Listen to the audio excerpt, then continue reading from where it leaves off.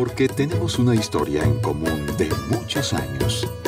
Bienvenido a nuestro programa A las 9 con usted. ¿Qué tal, amigos? Buenos días. Su compañía nos es muy grata en esta mañana, gracias por ello. Tere Orozco ya está con nosotros, ella es directora de la Escuela Normal de Educadoras en Jalisco. Y mire usted que acaban de cumplir 35 años. Qué importante los maestros educadores, ¿verdad? Esos primeros años de los niños. Pues Tere Orozco hoy nos va a compartir con qué actividades celebraron estos 35 años, además, desde luego, de realizar y abordar nuestro cuento, que en esta ocasión se titula Los cisnes salvajes. Así que hoy hablaremos de niños, principalmente de la importancia de esa semilla de los niños que tenemos que cuidar, y que los maestros de educación preescolar, los normalistas de preescolar, pues es tan importante, claro, este grupo de maestros, este magisterio. Tere, ¿cómo estás? Buenos días. Hola, ¿qué tal? Buenos días, Yolanda. Buenos días a todo tu auditorio. Qué gusto otra vez estar aquí con ustedes después de 2 meses, porque el mes pasado no me tocó estar con ustedes, porque tocó justo el 15 de septiembre o el 16 de septiembre, sí. No me acuerdo. Y no hubo labores ese día y por lo tanto no grabamos programa, pero me da mucho gusto estar otra vez aquí. Y bueno, vamos a platicar inicialmente de estos 35 años de la escuela que estás dirigiendo. Bueno, pedí este espacio también para platicar con tu auditorio, porque creo que es muy importante resaltar los hechos positivos que se dan en torno al normalismo en México. Yo ahora me toca dirigir la Escuela Normal para Educadoras de Guadalajara, que está ubicada en la colonia Arboledas, en Sirio 5555, y nosotros la semana pasada estuvimos festejando los 35 años de su fundación. Lo festejamos de la mejor manera posible, o en el mejor camino, que fue con actividades académicas y culturales. Fue el maestro Enrique Mata a dar una conferencia sobre la historia del normalismo, porque consideramos que es muy importante rescatar la historia del normalismo en la conformación del país que tenemos actualmente. Sobre todo en esta situación coyuntural. Exacto. En relación con los sucesos que todos sabemos, ¿verdad? Tan dolorosos y tan terribles de estos estudiantes normalistas de una escuela rural de Ayotzinapa, hay que decirlo. Sí, en Guerrero.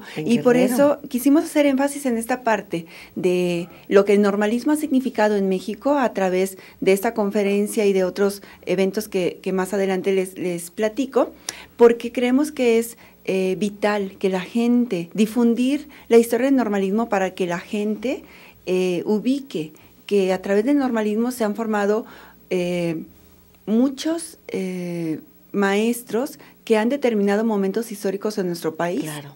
En el caso de los hechos de Ayotzinapa, que son muy lamentables, son normales con características distintas, tienen vocaciones distintas, aunque los dos nos dedicamos a la formación de profesores. En la Escuela Rural de Ayotzinapa es una escuela normal rural. Rural, ¿esto qué significa? ¿Es un género diferente? Sí. ¿Qué significa una escuela rural? Significa que los estudiantes están ubicadas en puntos geográficos estratégicos en donde no hay mucha oferta académica, universitaria, profesional, y los estudiantes vienen de distintos puntos, rancherías, pueblos pequeños, y se concentran en este lugar y ahí se quedan a dormir. Hay un esquema paralelo en Jalisco, que es la Escuela Normal Rural de Atequiza, que también el nombre oficial es otro, pero se conoce por el espacio, por el punto geográfico en donde se ubican. Y supongo que en estas conferencias y encuentros se dio una opinión en relación con los hechos ocurridos en Ayotzinapa. Sí, el maestro Enrique Mata lo que enfatizó fue cómo se fue conformando este esquema de formación que no en todos los países existe y que tenemos que posicionarnos como país para poder mantenerlo, porque también en otros países, por ejemplo en Chile, la formación docente está en las universidades y es una alternativa que se le da a los estudiantes. Y el normalismo en México y en algunos otros países significa esta vocación, esta formación interna del ser docente.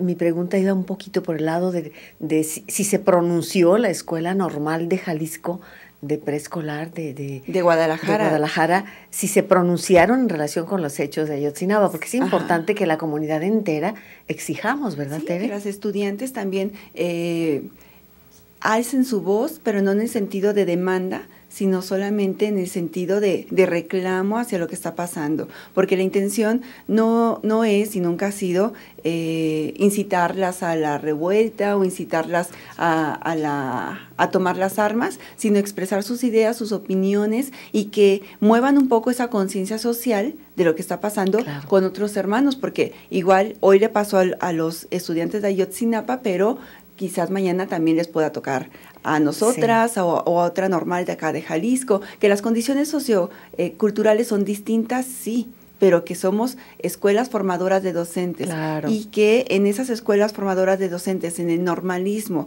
también se incita al pensamiento crítico, que eso es muy importante en los estudiantes de México, sí. Y claro, yo diría que sí se pide una demanda, yo sí exigiría una demanda. ¿En qué consiste la demanda que exigimos la sociedad? Una demanda de esclarecimiento de los hechos y de rechazo a la impunidad, en pocas palabras. Sí es una demanda de las instancias, ¿no? Y en la medida en que cada uno de nosotros exijamos al gobierno una respuesta, creo que sí es muy válida una demanda de esta manera. Sí, y que en diferentes estados y en diferentes instancias dentro de los estados ha habido esos movimientos. Sí, y debe haberlos. Debe de haberlos, yo también estoy de acuerdo contigo en que debe de haberlos, no en el sentido violento, pero sí en el sentido de reclamo. De una exigencia justa. De exigencia, sí, exacto. Conforme al Estado de Derecho, ¿verdad? Sí. Bueno, porque si no, este Estado de Derecho es el que se pone en duda y eso es gravísimo. Eso es gravísimo. Y bueno, y con estudiantes también, que es como un punto muy sensible de la sociedad, son los futuros ciudadanos, en el caso de los normalistas son los futuros docentes. Imagínate. Esta parte de reprimir, de no convenir la parte crítica, sí es algo que nos tenemos que replantear desde todas las escuelas formadoras o en general de todas las escuelas, porque también creo que desde la educación básica no hay como esa amplitud para permitir al niño, aunque esté establecido en los planes y programas de estudio de educación básica, de normal, de universidad, en realidad la práctica no incita al espíritu crítico. La práctica decididamente, y yo creo que el espíritu crítico debe de ser parte ineludible. Vaya, de la formación incluso del niño, del pequeñito. Sí, en educación básica. Sí, el pensamiento crítico, sin el pensamiento crítico, pues solo se están formando engranajes para una sociedad de consumo mansa, y esto es muy, muy grave. Y fíjate que el pensamiento crítico, desde mi punto de vista, tiene sus bases en el pensamiento creativo. Sí. Y el pensamiento creativo se alimenta mucho de la parte artística. Si nosotros no incitamos al niño a que imagine cosas, a que lea historias desde el punto de vista de los cuentos para niños, si no lo invitamos a que imagine mundos distintos, mundos posibles, nunca va a tener una alternativa de crítica ante lo que está pasando. Claro, fíjate, ya se lo preguntaba Erich Fromm en los años 60, del siglo pasado, esta sociedad occidental consumista, ahora neoliberal, recalcitrante, propicia la capacidad de libertad, de elegir, de pensamiento crítico, de amar, de marcar y autodefinirte, que de ahí la pregunta, o está formando engranajes convenientes para una sociedad mansa. Yo creo que esto es muy importante, siempre con base en un Estado de Derecho, en la paz, en el diálogo. La sociedad tendríamos que ser más exigentes con aquellos a quienes hemos elegido por acción o por omisión, como al frente de las autoridades políticas, ¿no? Sí, y está, tú dices por acción o por omisión, pero también creo que es importante tomar como una actitud proactiva. Sí, en esta situación, exactamente.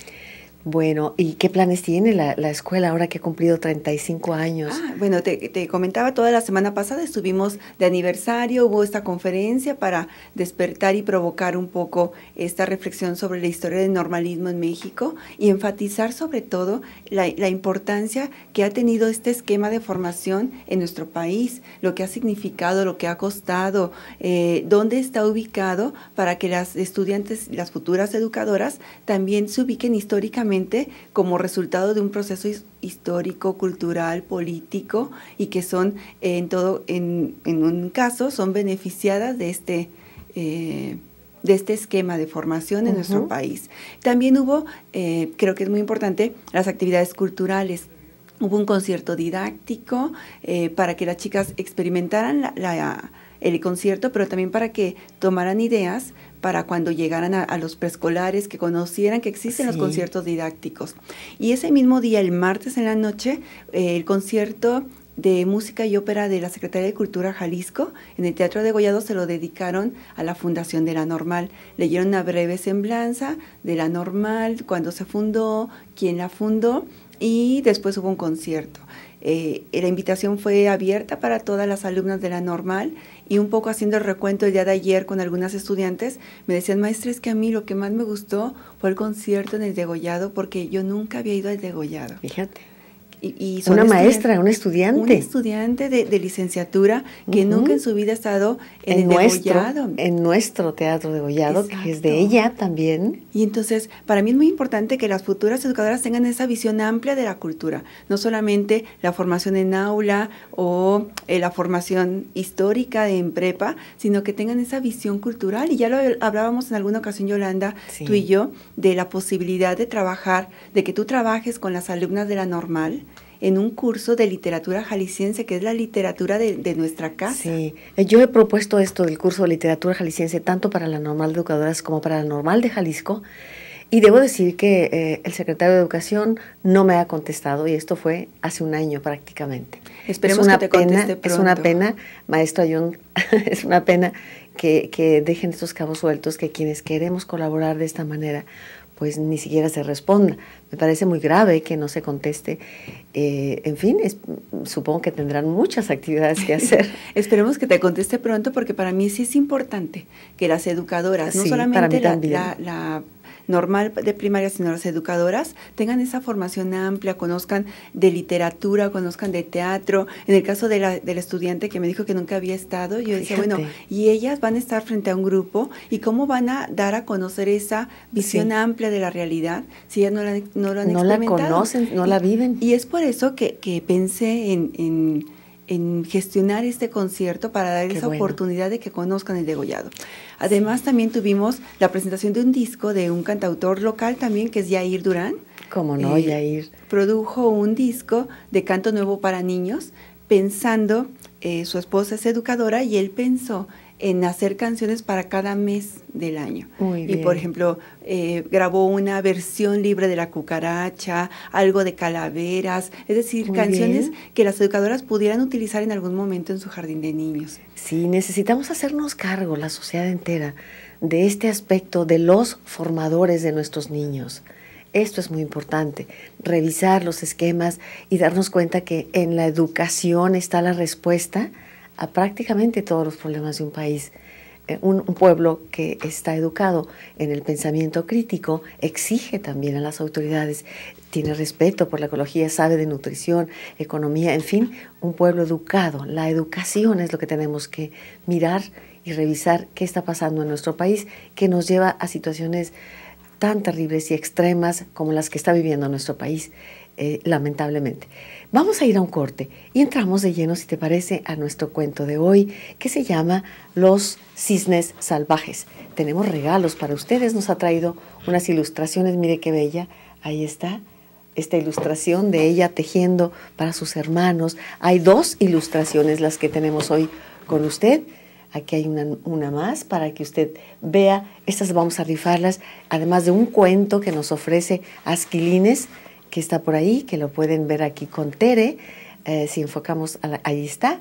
Este cuento también lo vamos a rifar hoy. Así que marque 3030 53 50. Es nuestro teléfono. Volvemos en un momento. A las 9 con usted. Regresamos. A las 9 con usted.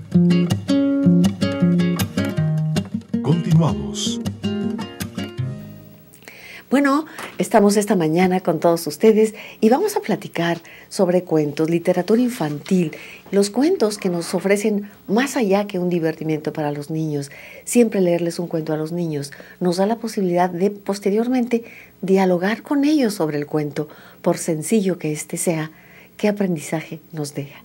Esto es importante. Entonces, hoy hablaremos de Los 12 cisnes, un cuento hermosísimo, mejor dicho, Los cisnes salvajes. Yo siempre le digo Los 12 cisnes, así me lo contaron de niña, pero se llama Los cisnes salvajes. Es un cuento hermosísimo de Hans Christian Andersen que hoy compartimos con Tere Orozco. Adelante, Tere. Muchas gracias. Este es un cuento que, al igual que las demás historias de Hans Christian Andersen, las personas lo tenemos en referencia o lo hemos escuchado en alguna ocasión. En el caso de Los cisnes salvajes, la anécdota central es esta niña que tenía 11 hermanos que se convirtieron en cisnes. Pero lo que vamos a hacer el día de hoy es un poco hablar de lo que pasa alrededor de esa anécdota central. Esta era una niña, era hija de un rey, y este rey tenía además otros 11 hermanos. Y estos 11 hermanos, el rey se casa de nuevo con una mala reina, que después la mencionan como bruja, que aquí es interesante el concepto de bruja que manejan, porque no, además de la esposa de la mala reina del rey, también existen otras brujas. Esta mala reina lo que hace es desterrar a los hijos y les dice un oficio, dice, un hechizo, sí. Id volando por el mundo y ocupaos de vosotros mismos, dijo la mala reina, volad como grandes pájaros sin voz. Pero hasta semejante maldad no consiguió llegar la reina y se convirtieron en 11 preciosos cisnes salvajes. Dando un extraño grito, salieron volando por las ventanas del palacio y atravesaron el parque y el bosque. Y a la niña, la única mujer, la deposita en una cabaña pobre del bosque con una pequeña viejecita. En el momento en el que los hermanos los corre, como quien dice, de la casa, como esa metáfora de que emprendan el vuelo los hijos y vayan por el mundo a conocerlo, es un poco esta anécdota, pero aquí esa metáfora la concretizan realmente en un hechizo, en una brujería, en un acto de brujería.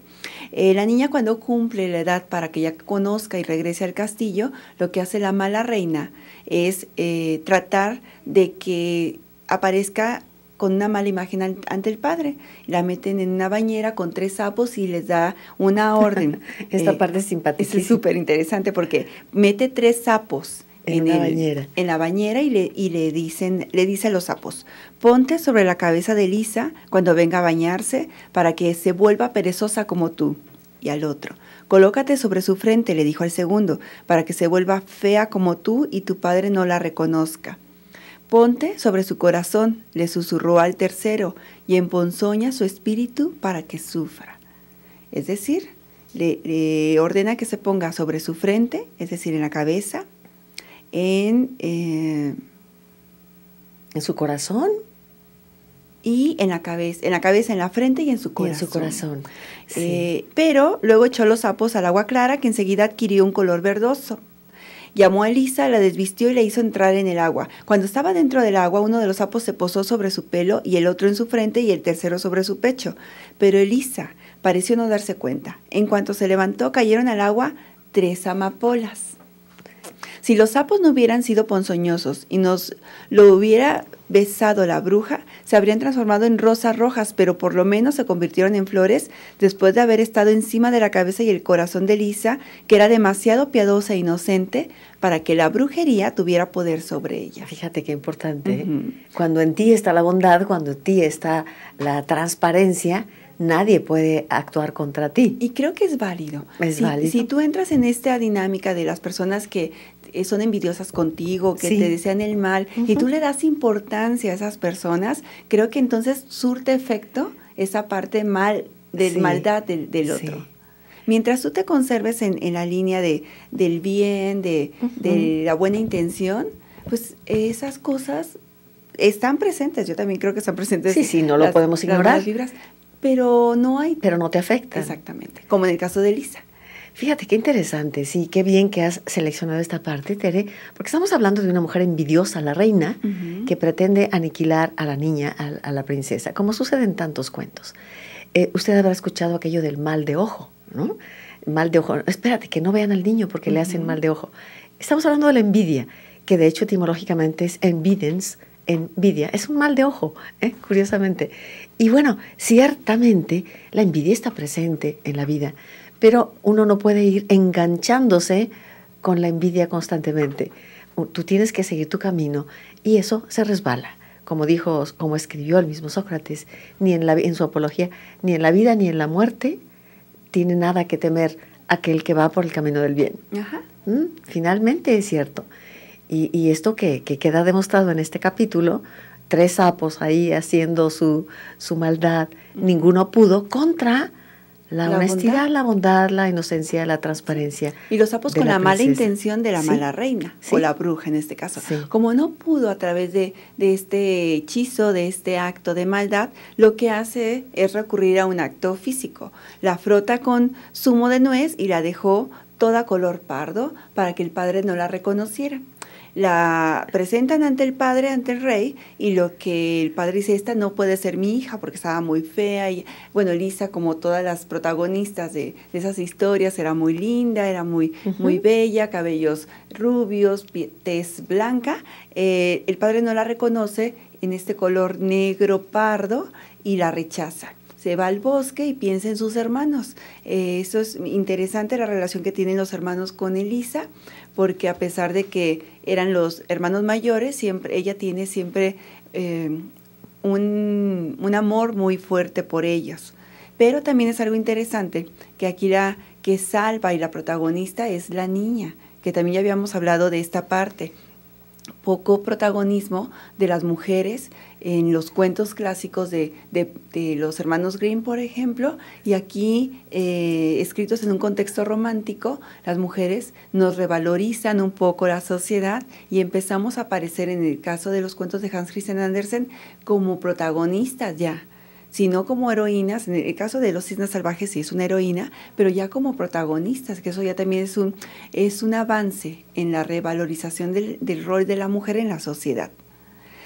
Cuando la niña queda sola, ella recibe una visita, que son los cisnes salvajes, y ella se da cuenta que se transforman esos cisnes en sus propios hermanos. De noche. En la noche, exacto, porque ellos están hechizados para ser cisnes por la mañana y en la noche recobrar su forma real. Su forma real. Ella se acerca al mar en una playa y es cuando llegan los cisnes, que son sus hermanos, y se transforman y los ve transformarse. Ella le da mucha alegría reencontrarse con sus hermanos y ella les cuenta, ellos le cuentan a Elisa que viven en un país, en una isla que está más allá, que tienen que hacer 2 noches, 2 días de camino y que tienen que llegar a un archipiélago a medianoche porque llegan, ocultándose el sol, se transforman automáticamente en humanos. No hay como un deseo,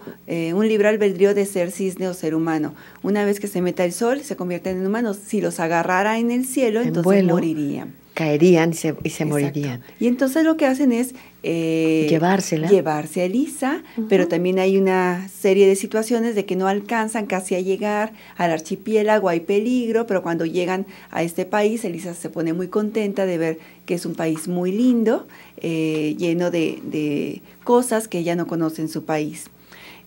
Pero también aquí hay muchas metáforas muy lindas, como esta que les voy a leer. Dice, cuando está en la playa, Elisa dice, rueda sin cansarse y así consigue ablandar lo más duro.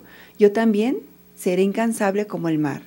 Gracias por sus enseñanzas, que le dicen que hay una forma de liberar a sus hermanos, que es tejiendo unos chalecos, unas capas de una ortiga que es ponzoñosa, para poder liberarlos. Pero bueno, eso un poquito más adelante. Retomo esta parte de ruedas sin cansarse porque está viendo al mar y ve que las piedras que están en la orilla del mar son redondas, las puntas son redondas. Entonces enfatizo esta parte porque lo que ella hace al final del cuento y durante el cuento es la perseverancia. Ella insiste en terminar las capas que van a poder a sus hermanos a pesar de todas las adversidades, porque ella está convencida de que lo que está haciendo está bien. Y también lo retomo esto para la vida diaria. Esta Claro. parte de que si tú estás convencido de algo y crees que es lo mejor y sabes que tu intención es buena, como en el caso de Lisa, habrá personas que lleguen y digan, no por aquí, no por acá. Y esto un poco lo estoy viviendo ahora como directora de La Normal. Hay personas que no están convencidas, pero mientras yo sea como el Mar o como Elisa en el caso de la protagonista, al final tendrá un desenlace feliz. Por supuesto, el que sabe qué encuentra cómo, dice Nietzsche. Ujú. El que sabe los qué encuentra los cómo hacerlo. Y la perseverancia, por supuesto. Ahora es importante esta parte del cuento en la cual ella sabe que si teje primero ortigas espinosas y ponzoñosas que debe de encontrar en un cementerio, ella tiene que recoger las ortigas, lastimarse, claro, las manos y demás, hilar, manejarlas con las manos hasta convertirlas en un hilo y trabajar 12 suéteres, 12 camisas hechas con sus manos. Uh-huh. Esto es, cuando ella les entregue a los cisnes estas camisas, ellos podrán convertirse en seres humanos y habrán roto con ese sortilegio y esa maldad que traen encima. Esto lo va a hacer ella y la condición, vamos a ir al corte, la condición es, durante el tiempo que dure su trabajo, ella guardará silencio. Guardar silencio, ¿qué significa? Vamos a ir al corte, 30 30 53 50, nuestro teléfono. Volvemos. A las 9 con usted. Regresamos. A las 9 con usted. Continuamos. Tenemos muchas llamadas del público, muchas gracias. Carmen Gurrola, que felicita a Tere, por supuesto, así como Martina Carrillo. Muchas gracias por estar participando. Mauricio Limón, todos ellos participan. Carlos Ortiz Márquez, también muchas gracias por tu llamada. Margarita Uribe, que felicita a Tere y le manda un gran saludo. Muchas gracias, Margarita. Muchas gracias. Federico Velasco, de niño me regalaban cuentos, saludos, les felicito por el programa. Carlos Mancilla Lomelí, saludos, interesante tema. Recuerdo cuando mis papás me contaban historias, dice Carlos. María Eugenia Salcedo Campos, me agrada muchísimo este programa. Angelina Trujillo, sugiero que hablen del cuento de Maléfica. Y dice, me gustaría que Tere Orozco diera su opinión de la película Maléfica. Tere. Sí, esta película ya la vi y es una recreación de un personaje inventado por Disney, porque en sí Maléfica como personaje no existe en la versión de original. Andersen, perdón, de los Grimm ni de Perrault. De la Bella Durmiente. De la Bella Durmiente, que es el cuento original. En este caso, la reina mala era la esposa del rey, porque también recordemos que en el original de La Bella Durmiente, el príncipe no era un príncipe, era un rey, lo cual implicaba que tenía reina. Y aquí el personaje malvado, el personaje malo o el antagonista de esta historia es la esposa del rey, que es la que intenta matar a los hijos de la princesa de la Bella Durmiente, que engendró el esposo estando ya dormida. Pero bueno, eso sería meternos a otro cuento. Ya lo vimos, Lo vimos aquí. Lo vimos el año pasado, platicamos un poquito. Entonces, el personaje como Maléfica es un personaje creado por Disney para la película de la Bella Durmiente en su versión de Disney. En su versión Disney. Y ahora viene la precuela, digámoslo así, que están de moda. La película es espléndida, a mí me gustó muchísimo. Pero volvamos a Los Cisnes Salvajes con Tere Orozco. Nos quedamos en la parte en donde ella desea liberar a los hermanos después de su encuentro con ellos. Después de que ella está muy contenta, dice, ojalá soñara con una forma de liberarlos, dijo ella. La idea no dejó de rondarle por la cabeza y rezó devotamente a Dios para que le concediera su ayuda. Aquí también tenemos que enfatizar que Hans Christian Andersen era un cristiano devoto, a pesar de sus conflictos existenciales en cuanto a su orientación sexual, era un cristiano devoto. Hasta dormida continuó rezando. Entonces sintió que iba volando por el aire, que llegaba al palacio de Fata Morgana, que es un hada, y el hada avanzaba hacia ella. Es un hada de la mitología nórdica. Sí. Y el hada avanzaba hacia ella, era bella y luminosa, aunque se parecía muchísimo a la anciana que le había regalado unas bayas en el bosque y le había hablado de los cisnes con coronas de oro en la cabeza. Porque ella dijo, bueno, necesito buscar a mis hermanos, y una vez le preguntó a una viejecita y dijo, no conozco dónde haya 11 príncipes, solamente veo pasar 11 cisnes hermosos con coronas de oro. Tus hermanos pueden ser liberados, dijo el hada, pero tendrás suficiente valor y perseverancia. Y lo conecto con lo que leímos hace un momento, de estar mirando el océano y ver lo de las piedras. Ciertamente el mar es más suave que tus manos, pero puede dar forma a las duras piedras, aunque no siente el dolor que tus dedos sí sentirán. No tiene corazón, no siente la angustia y el dolor que tú tendrás que padecer. ¿Ves esta ortiga que tengo en la mano? De esta misma especie crecen muchas en la caverna donde duermes. Solo estas y las que crecen entre las tumbas del cementerio, que eso es muy importante, te servirán. Y ahí es donde le dice, tienes que tejer para que ponérselas sobre tus hermanos para que puedan liberarse del hechizo. Pero después le pone la condición. Pero recuérdalo bien, desde el momento en que empieces el trabajo y hasta que lo hayas concluido, no podrás hablar. La primera palabra que digas entrará en los corazones de tus hermanos como una daga asesina. De tu lengua dependen sus vidas. Recuerda bien lo que te he dicho. Y eso es algo muy interesante. Este poder de la palabra, esta condición de no poder hablar, al igual que la sirenita le quita la voz, también un cuento de Hans Christian Andersen que ya hablamos, le quita la voz para poder lograr su sueño.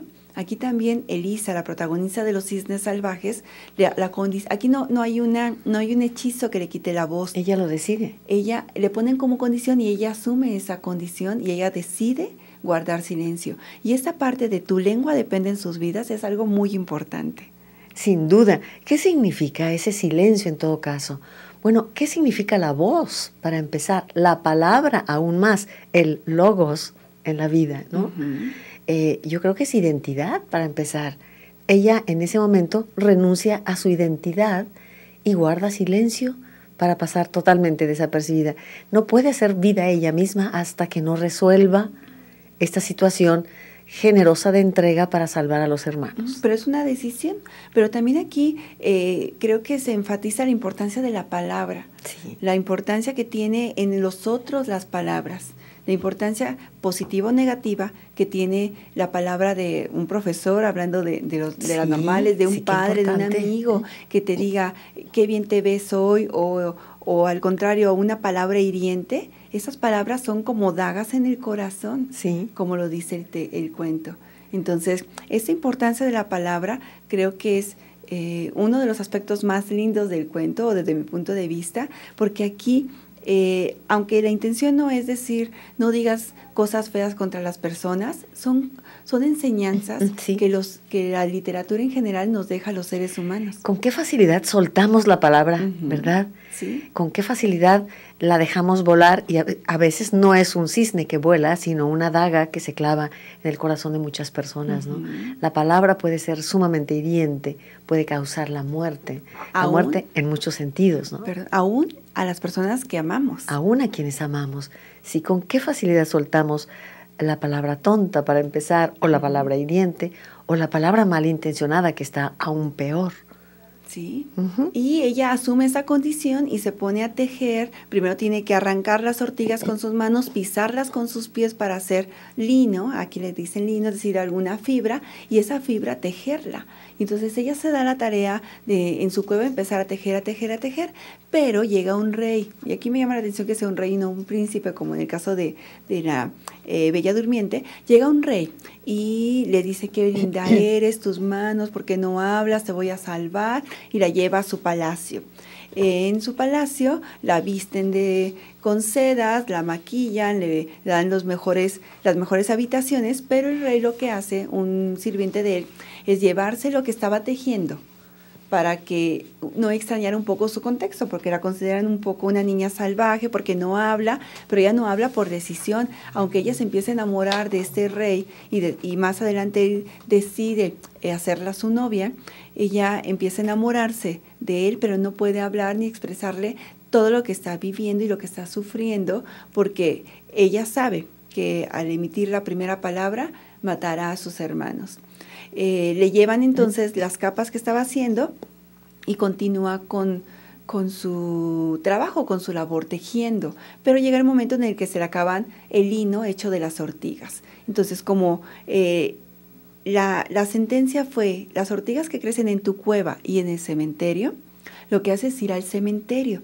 Y aquí aparecen otra vez las brujas, que es lo que te comentaba, que es interesante estos personajes. Ella tiene que ir al cementerio a arrancar unas ortigas para poder continuar con su labor.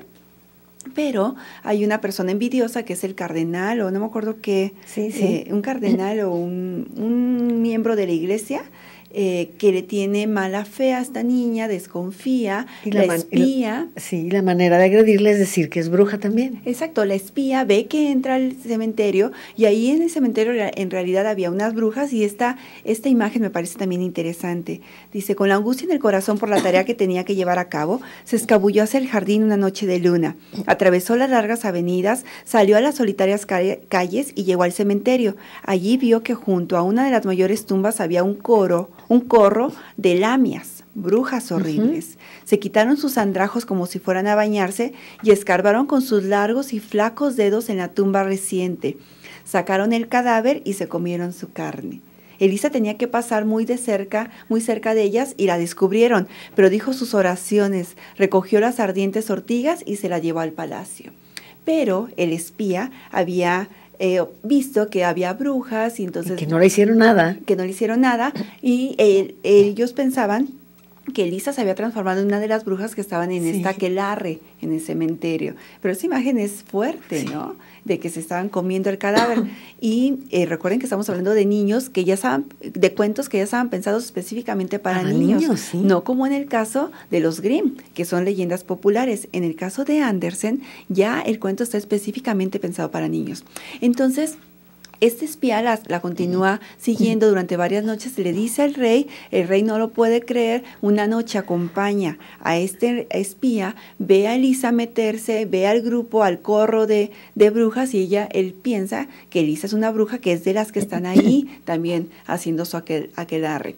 Entonces lo que hacen es regresan, la capturan y la meten a una celda. Pero en la celda le vuelven a meter. Qué complicado este cuento. Sí, es muy largo, a diferencia de otros cuentos, este es un muy cuento largo. Y lo que hacen es darle las cobijas que estaba tejiendo para que ella durmiera sobre estas telas ásperas y se tape con ellas. Pero aquí la fortuna favorece a Elisa porque ella lo único que quiere es terminar de tejer. Se la pasa tejiendo, tiene la ortiga suficiente para hacer, lleva 10 capas. Llega el día, la van a ejecutar, la van a quemar como una bruja, ¿no? Porque también aquí recordemos esta imagen de la bruja durante el romanticismo, que también fue una parte muy importante. Y aquí hay una imagen que me parece también interesante. Dice, los ratoncitos corrían por el suelo acercándole las ortigas para ayudarle un poco y un tordo se posó en las rejas de la ventana y estuvo cantando toda la noche lo mejor que sabía para que no se desanimara. Y esta imagen me remite inmediatamente a lo que nosotros tenemos como idea del cuento de Disney. Porque en sí, cuando la Bella Durmiente, la Cenicienta, por ejemplo, no hay ninguna referencia a los ratones y ayuda. Aquí se aparece. Sí. Entonces, yo quiero suponer que Disney tomó de esto. De aquí se inspiró para poder crear después y mezclar los cuentos que después darían como resultado los cuentos, las versiones que nosotros conocemos. La llevan a la ejecución, a la quema, y ella sigue tejiendo. Pero cuando están a punto de quemarla, llega una parvada de cisnes salvajes, que son sus hermanos, que ya la habían podido localizar, ese final feliz, especialmente para los niños. Cae la noche, se convierten en los... llegan los cisnes salvajes. Ella les arroja las capas. Sí, solo había faltado un pedacito de una capa. Ajá, pero no había terminado de tejer la última capa, que es el hermano menor, que es el que estaba más apegado a ella, y entonces en ese momento que les lanza las capas, se convierten en los príncipes y emite la primera palabra y dice, ahora ya puedo hablar, dijo ella, soy inocente.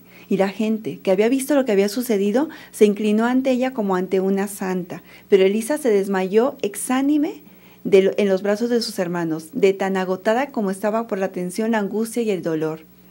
Sí, es inocente, dijo el hermano mayor, pero también aquí, como no había terminado la capa, lo que pasa es que el hermano menor, voy a tomar la ilustración, no se convierte totalmente en ser humano y queda con una ala. Con un ala. Sí. Y aquí es la ilustración que está presente. Y que hoy estamos rifando para ustedes. Y que hoy se pueden llevar a su casa para adornar cualquier espacio de su hogar. Y en eso termina la historia. Llega el príncipe, la reconoce, la salva, todo el pueblo se ve... más bien ella se ve redimida ante todo el pueblo, y así es como termina nuestra historia, que es un cuento más largo que lo habitual, que tiene muchos vericuetos en la historia, pero eso también para mí como investigadora de la literatura infantil me parece interesante, porque eso también implica un nivel cognitivo del niño superior, es decir, no es el presupuesto de que el niño solamente entiende historias simples, sencillas, o lineales, sino que también se les pueden ofrecer historias complejas, con vericuetos en la historia, con algunos personajes más complejos, y también eso refleja la evolución del concepto de niño que se ha tenido a lo largo de la historia. Bueno, me encanta que nos platiques todo esto, yo estoy escuchándote y me encanta. Ahora iríamos a la interpretación en general del cuento. ¿Qué nos dirías? Después del corte, me indica Claudia. Gracias, Claudia Fernández, Víctor Hugo Barbosa, Ángeles Rodríguez, los compañeros en producción. Vamos a ir al corte y luego vamos a la interpretación, ¿de acuerdo? Volvemos en un momento. 3030-5350. Un libro, 2 ilustraciones para que usted participe de la rifa. En un momento volvemos. A las 9 con usted. Regresamos. A las 9 con usted. Continuamos. Gracias, Elizabeth González, que dice que su hijo es muy inquieto y que ella le decía a la maestra, pues hay que ponerlo a leer. Le dijeron, no, porque eso es premiarlo. Sí, fíjate que este concepto de la lectura es algo que tenemos que trabajar mucho, sí, tanto con docentes como con padres. Sí, y qué mejor que poner a un niño inquieto a leer, qué maravilla, sí, a que sepa concentrarse en un cuento. Exacto. Un abrazo a Alma Rodríguez, gracias Esther Torres, gracias Alejandra Arana también, muchas gracias María Eugenia Salcedo, Carlos Mancilla Lomelí, interesantes los temas, también Carlos Pegueros, muy buen programa, nos dice, saludos Tere, Verónica Huerte, muchas gracias, el programa es muy interesante, gracias. Salvador Curiel Alcaraz, ¿cómo estás, Salvador? Buenos días. Amanda de la Mora Reynoso, me gustaba el cuento del lago de los cisnes, me lo contaban mis padres. Pues sí, viene ese hechizo también, ¿no? Nada más que ahí era una princesa la que se convertía en cisne también. Bueno, interpretaciones del cuento, por favor, Tere. A mí este cuento me parece muy interesante porque hay dos aspectos que destacan.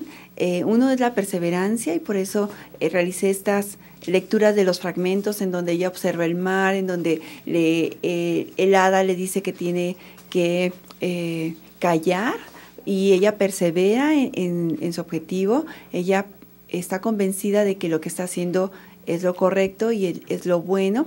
Y por el otro lado, la parte de la palabra. Para mí, como estudiosa de la palabra, de la lengua y de la literatura, el que un cuento para niños haga énfasis en que las palabras son como dagas en el corazón, sin ser una enseñanza explícita, me parece muy importante, y creo que tendría que estar presente no solamente en los cuentos para niños, sino en la literatura en general, ese poder de la palabra, que claro, hay gente que dice, bueno, la información da poder, pero tenemos que ir más allá al fondo, que es la misma palabra. Esta palabra mística, desde las Sagradas Escrituras, desde la Cábala, cómo hemos olvidado el poder de la palabra. Qué importante. Uh-huh. Recuerden aquello de Ábrete Sésamo, del cuento uh-huh. de los 40 ladrones, ¿no? De Ali Baba. De Ali Baba. Sí. Ábrete Sésamo. La palabra abre las puertas. Uh-huh. ¿No? En un principio era el verbo. La palabra creadora, qué importante. Vamos a hacer la rifa mientras vemos estas imágenes. Tere, uh-huh. ¿quieres tomar, por favor, 2 papeletas de aquí? Sí. Ay, perdón. ¿Tomo esta? Sí, pásame estas 2. Y ahora una más para el libro. Vamos a pasarte las papeletas. Aquí hay otras 2. Pues hay que integrarlas. ¿Quieres leerlas, por favor? Dice Juanita Esparza, qué bárbaro programa, saludos a las dos, este cuento y la forma que lo comentan es fabuloso. ¿Dónde consigo este cuento que no conocía? Bueno, es un cuento muy, muy parecido, hay una edición que Yolanda trae a mostrar, es una edición del Fondo de Cultura Económica, sí. Es muy linda, las ilustraciones son muy lindas y lo pueden encontrar en cualquier librería de la ciudad y en las quilines incluso. Gloria Mayoral felicita el programa y Alicia Delgadillo también felicita. Bueno, ¿quieres pasarlas aquí? Y te paso yo todas las papeletas para que elijas, por favor, una que sería el libro. Mientras tanto, las dos ilustraciones. Una es para Margarita Uribe y la segunda para Carmen Gurrola. Repito, Carmen Gurrola y Margarita Uribe se llevan una ilustración de las que nos ha traído Tere. Y para el libro tomo esta, Ramiro, Virginia, su ex. Virginia, su ex, él y Virginia, su ex se lleva el libro. Ya lo tenemos aquí, puede pasar a recogerlo aquí a su casa, Rojas González 155, esquina con Avenida México. Sí, que este es un cuento que no tiene nada que ver con el texto que comentamos hoy, pero es un texto que habla de un ratón español que quiere librarse de los gatos, y una forma de librarse de los gatos la encontró viajando a América, donde no existían los gatos como naturales de territorio, los gatos europeos, pero también hace énfasis en la parte de que, bueno, es un ratón que le gustaba el chocolate y el maní, pero antes de que existiera el chocolate y el maní, es toda esa parte de revalorar el origen americano de las especies que América ofreció al mundo, y esta mezcla, encuentro de dos mundos cuando llegan los españoles, pero sin gatos, y en América no había gatos. Pues ahí está. Estamos en los últimos 5 minutos del programa. Qué bien que nos haya acompañado hoy. A mí me encanta que venga Tere, me vuelvo niña escuchándola contar cuentos. Muchas gracias. Enhorabuena, Tere. Ella está al frente de la Escuela Normal de Educadoras, hace un gran papel. Me da mucho gusto que estés al frente de la escuela, que seas la directora, y ojalá que puedas comunicar ese amor a todos tus estudiantes, ¿no? Por los libros y sobre todo por la literatura jalisciense también, que es tan importante, ¿no? Y por la cultura en general. Por la cultura en general, que bueno, todo ese patrimonio enorme que tenemos en nuestro país es maravilloso. Si me permiten, quiero enviar una felicitación a todo el preescolar, a todos los niños y los maestros del American School, porque resulta que me pidieron un cuento infantil mío, de esta servidora, que se llama Andrea y las Bellas Artes. Yo lo publiqué en 1984, una plaquetita de una mariposa que les muestra a los niños lo que son las bellas artes. Y me pidieron el cuento grabado, y ellas con los niños lo ilustraron todo el cuento, hicieron todo lo que narra el cuento pequeño, y entonces los niños hicieron pegando papelitos y demás, todo un video en relación con ese cuento. En cuanto lo tenga, voy a pasarlo para que vean qué belleza. A mí me honra que lo hayan hecho así. Y bueno, pues enhorabuena, qué bien que trabajen de esa manera tan creativa con los niños. Muchas felicidades al colegio, pero también a ti por escribir estas historias que inspiran a los niños a su vez a hacer estas cosas. ¿Cómo ven? Aquí tenemos pues estas historias. Hoy los cisnes salvajes. ¿Qué le ha parecido el cuento? Los cisnes salvajes. Y yo diría que, bueno, todos tenemos un cisne dentro, ¿no? Finalmente, todos tenemos la posibilidad también de construir con la palabra y de dañar con la palabra. ¿Qué elegimos? Esa es la pregunta, ¿no, Tere? Sí, porque tus palabras son como dagas en el corazón, como dice el cuento. Lo que digas o lo que dejes de decir van a repercutir en los seres humanos, aunque tú no quieras, aunque no sea tu intención. Porque la palabra, el poder de la palabra va más allá de la intención del ser humano. A lo mejor tú dices, ay, es que ese suéter no está bonito, y esa palabra ya hay un poder y hay una carga. Exactamente, muy fuerte. Entonces hay que cuidar mucho las palabras, hay que pensar bien las palabras, porque aunque se las dirijamos a un ser querido, de todos modos esas palabras pueden salvarlo o matarlo, como en el caso de los cisnes salvajes de Lisa y sus 11 hermanos. 11 hermanos. Me he preguntado siempre, desde que era niña y me contaban este cuento, si el hermano más jovencito se quedó viviendo para siempre con una ala en lugar de un brazo. ¿No dice el cuento? Eso ya no lo resuelve, eso sería como esa parte mágica, porque en los cuentos de Andersen aparece mucho la magia. Entonces, esa parte mágica que nos acompaña durante nuestra vida, cosas que pasan y que no encuentras explicación, eso se queda como evidencia de esa parte mágica de la Exactamente. Vida. Bueno, en todo caso, si usted por ahí ve algún muchacho que tiene un brazo de una ala, pues nos lo hace saber para saber que anda caminando por el mundo. Y también el simbolismo. Finalmente, el joven puede tener un brazo que acune como si fuese una ala en pluma, ¿no? Sí, y que también esto lo podemos vincular con la parte de la diferencia de las personas que son distintas a nosotros. Exactamente. O sea, quizás si hay una persona que no tiene una mano, un brazo, una pierna, quizás son príncipes que no alcanzaban a tejer sus capas. Ay, qué bonito, sí. Me parece muy bien esa interpretación con la que cierras nuestro programa de hoy, Tere. Amigos nuestros, llegamos al final.